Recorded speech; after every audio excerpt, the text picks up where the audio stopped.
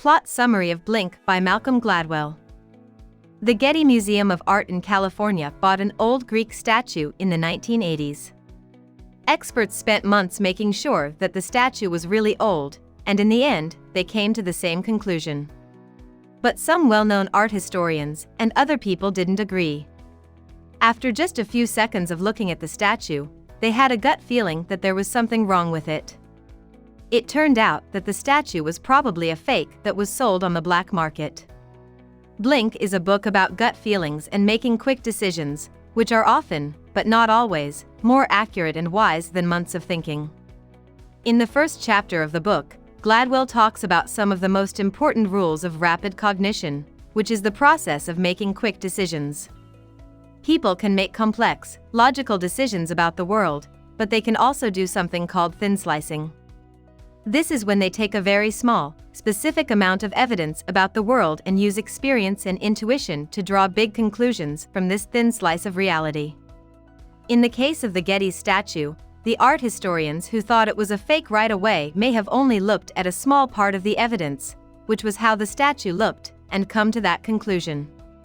John Gottman is a psychologist who has trained himself to watch how married people talk to each other. Gottman can almost always tell if a married couple will still be together in 15 years based on how they talk and what they do with their faces for just a few minutes.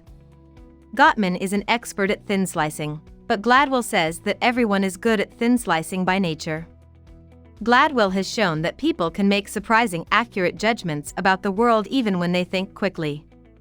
But in Chapter 2, he talks about a strange problem. Even though people are good at making quick decisions about the world, they aren't good at explaining those decisions. For example, psychologists have found that people's real tastes in romantic partners are very different from what they think their tastes are. In other words, people can't explain what they want. Professional sports are full of examples of people who do things instinctively but can't explain why. For example, the great tennis player Andre Agassi always said that he rolled his wrist when he returned a shot, even though experts say he didn't do that. In short, there are some things that people do that can only be explained behind closed doors.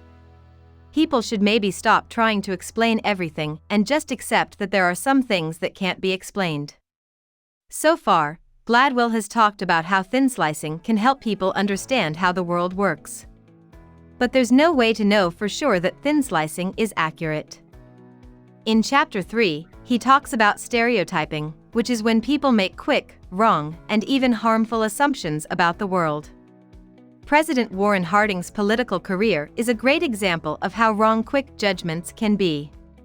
Harding was elected by millions of people because he looked like a president. However, he was one of the worst presidents in history. People may be reasonable and accepting most of the time, but when they're under stress, they can often make snap decisions that are unfair or even racist.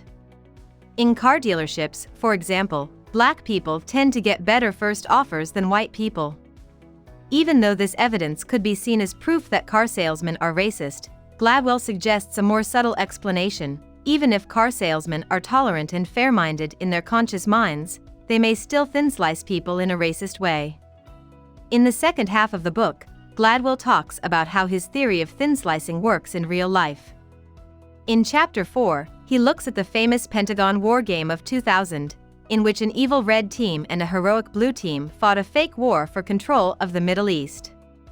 Paul Van Riper, a former commander in Vietnam who led by improvising and going with his gut, was in charge of the red team. Even though Van Riper's red team didn't have as many soldiers or guns as the blue team, and even though the blue team used a strict, logical decision-making process, Van Riper was still able to destroy the blue team's forces. One important thing to learn from this story is that more information isn't always helpful when making decisions. In fact, it can distract and confuse the people making the decisions. Gladwell talks about verbal overshadowing, a process in which people can't make good intuitive decisions because they try to talk about and explain their choices.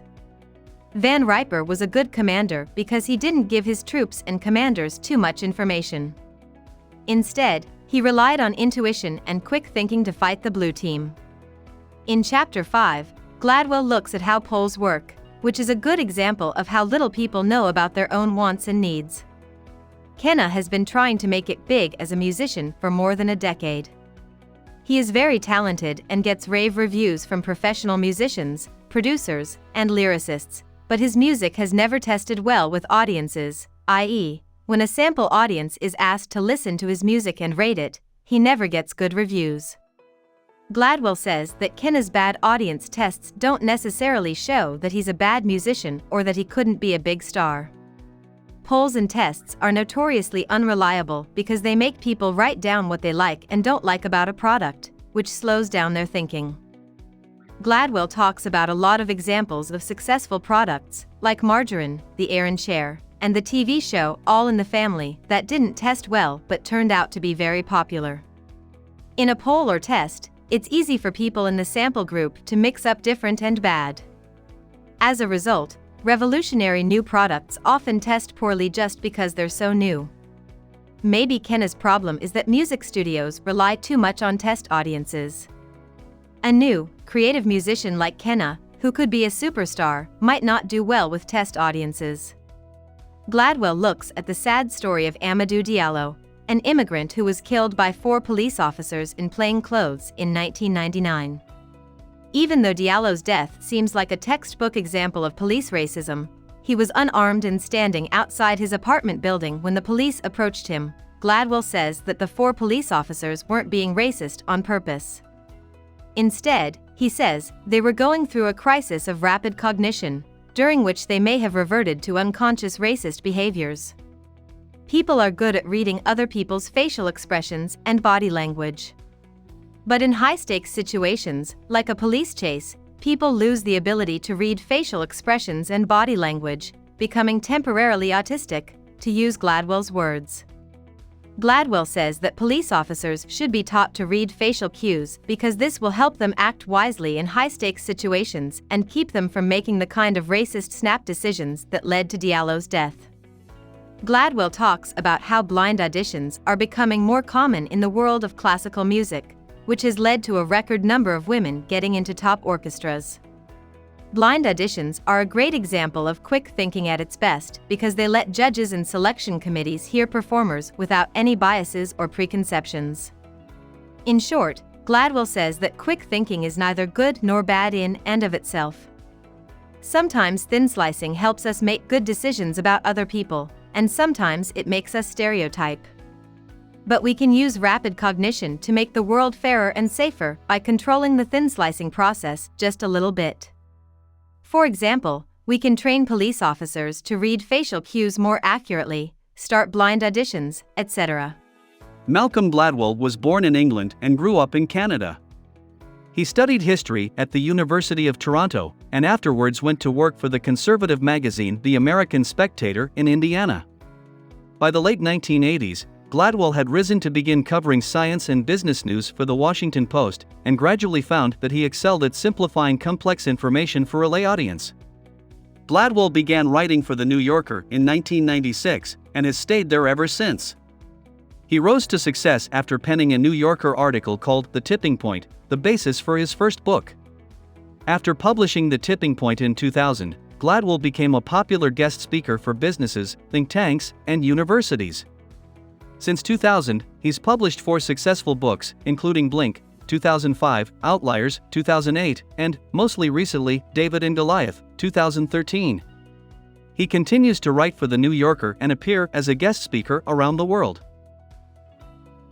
Hope we summarized it fully and you liked it. Please hit the like button and subscribe to our channel so that we are motivated to create more videos.